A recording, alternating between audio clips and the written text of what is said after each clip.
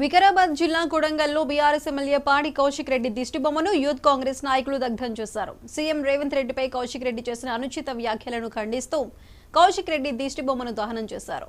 కౌశిక్ రెడ్డి మాటలు సమాజానికే సిగ్గుచేటని ఆగ్రహం వ్యక్తం చేశారు. కౌశిక్ రెడ్డి తన ఎమ్మెల్యే పదవికి రాజీనామా చేయాలని వారు డిమాండ్ చేశారు.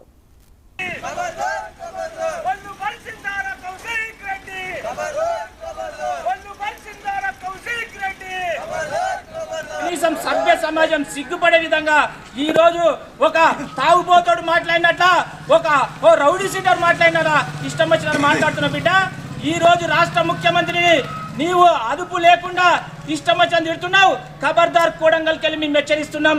ఇంకొకసారి నీ ఇష్టం వచ్చినట్టు మాట్లాడితే హుజురాబాద్ వచ్చు నీ యొక్క ఇంటికి వచ్చి దాడి చేసి నీ యొక్క బట్టలు చింపి ఈరోజు ప్రజల్లోకి తీసుకొచ్చే పరిస్థితి ఉన్న బిడ్డ.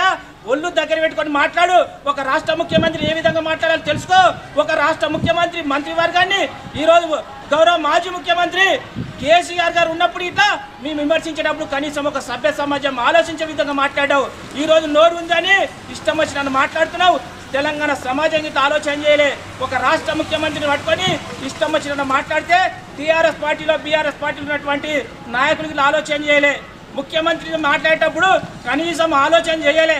వాడు వీడని సంబోధిస్తూ కనీసం ఆ పదవికి విలువ లేకుండా మాట్లాడుతున్న ఈ దద్దమని ఈరోజు కేసీఆర్ గారు ఇమీడియట్గా సస్పెండ్ చేయాలని ఏదైతే ఎమ్మెల్యే పదవికి రాజీనామా చేసే విధంగా ఒత్తిడి తీసుకురావాలని ఈ విధంగా విజ్ఞప్తి చేస్తున్నాం.